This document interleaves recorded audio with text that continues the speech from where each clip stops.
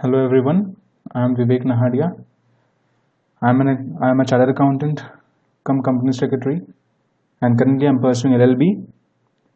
You can contact me on this number 8801919249 or write to me on cavivek68@gmail.com. In this video, we will be discussing about bank deposits since November 8th, that is from the date of demonetization, may attract 60% income tax. This video has been created on 25th November 2016. Let us start.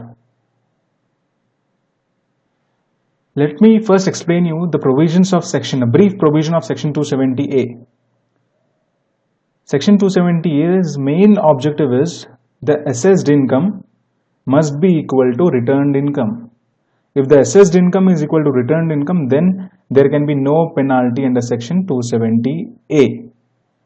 For our example, let us take Assessee has filed return of income showing the income as rupees 100.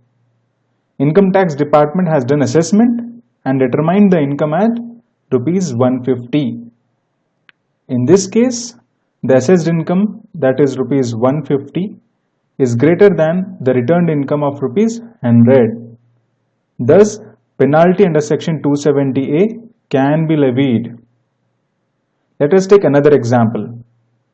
Suppose the assessee files return of income showing the income as rupees 150.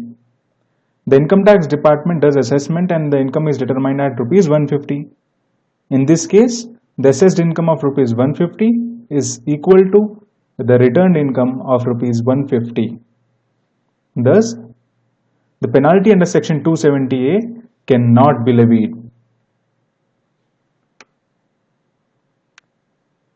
Let me describe you section 278, section 270A in one more manner. Suppose you have deposited cash in bank, you have paid advance tax in the month of December, you have disclosed this cash deposit in return of income, you have filed the return of income, and when the government does, the income tax department does assessment, the assessed income is equal to returned income. Then in such a case, section 270A penalty cannot be levied. In our previous example, the assessed income of rupees 150 is equal to rupees 150 of returned income. Thus penalty under section 270A cannot be levied. So this was like an escape route for the assessees who are depositing cash in bank. So there was a rumor that if you deposit cash in bank after November 8, that may attract 200% penalty. So this was not absolutely true. The section says that if the assessed income is not equal to returned income, suppose your assessed income is 150 and the return income is 100, then in this case the penalty can be levied. But if the assessed income is equal to returned income, then there is no misreporting or underreporting and the penalty cannot be levied. This is the provision. So this was like an escape route.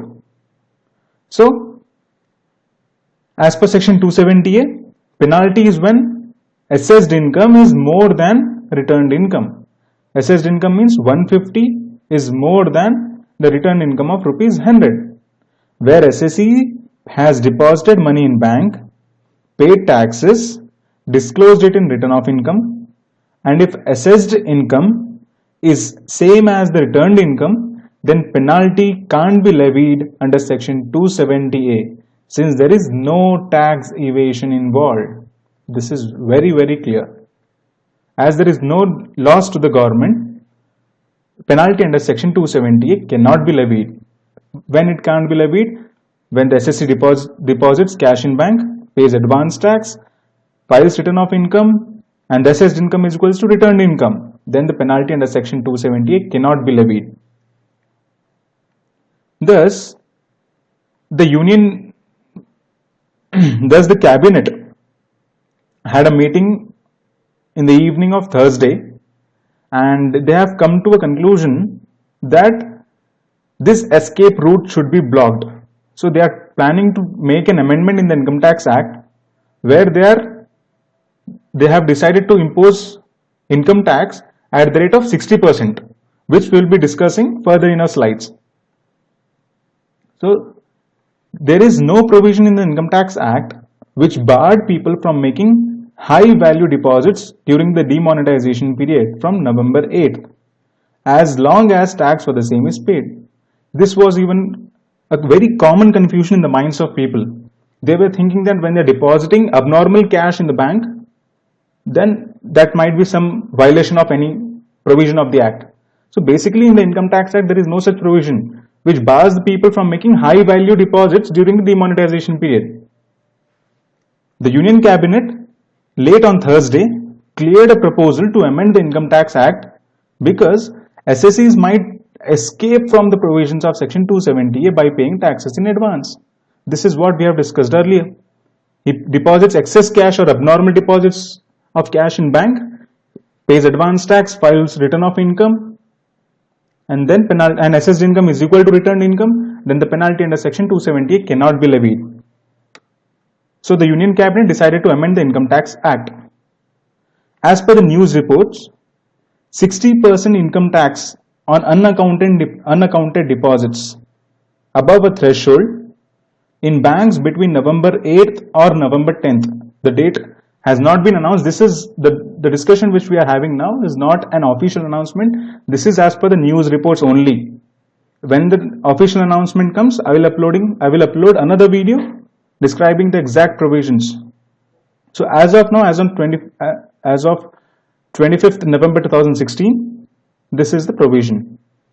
So as per the news reports, 60% income tax on unaccounted deposits, and government will be fixing a threshold.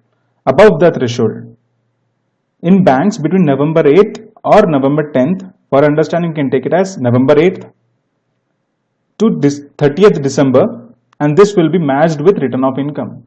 So by this we mean that the government is trying to track the deposits made between November 8th and 30th December above a threshold, and that deposits they will match with the return of income.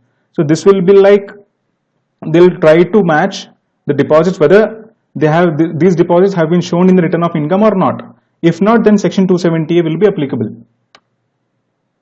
This was put up because after demonetization, around 21,000 crore has been deposited in Jan Dhan accounts, and government wants to take action against such benami deposits.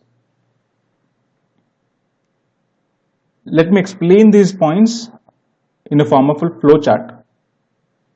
The period we are taking is 8th November to 30th December. Assessee is depositing cash in bank, and that cash deposit is in excess of some threshold limit fixed by the government. These are the unaccounted deposits. Then the government might be giving an option to the assessee. It will be like a voluntary disclosure scheme, and the assessees can come forward and opt this scheme and declare these unaccounted deposits in this scheme. If they declare it, what will happen? Even after the scheme is launched and the assessees don't declare that these are the unaccounted deposits under the scheme, then what will be the scenario? We'll be discussing both. Suppose the assessee declares the unaccounted deposits under the scheme. Then he has to pay tax at 50%, and the lock-in period of the cash deposits in the bank will be 4 years. I repeat, when an assessee deposits cash in bank between the period of November 8th to 30th December, he might get an option like voluntary disclosure scheme to come forward and disclose these unaccounted deposits, and then the implications of that disclosure would be tax at 50% would be levied and lock-in period would be 4 years. Suppose the assessee doesn't come forward and does not declare such unaccounted deposits in the voluntary disclosure scheme, then he has to pay tax at 60%, and the lock-in period also will be higher than 4 years. How is this calculation of 60% done? 30% is for tax and 30% is for penalty, which is obviously greater than 45% under the income disclosure scheme, which is closed on 30th September 2016. As per a leading newspaper, government may come up with a scheme called like voluntary disclosure scheme, where it will provide opportunity to depositors to declare the amount deposited in the bank under the scheme. If it is declared, it will attract 50% tax along with lock-in period of 4 years. If it is not declared and unaccounted money is detected by the tax authorities, it will be charged with 60% tax and a higher lock-in period. This is what we have discussed in this slide. However, we must wait for the official announcement. That's it. Disclaimer, this information is from the news reports obtained which may or may not be true. Authenticity of this matter is subject to the official announcement. The author won't be responsible for any incorrect information. And I'm just creating an awareness, I'm not advising anything. Thank you. I am Vivek Nahadia, and you can write to me on cavivek68@gmail.com. Subscribe my channel for more videos and please hit the like button. Thank you so much.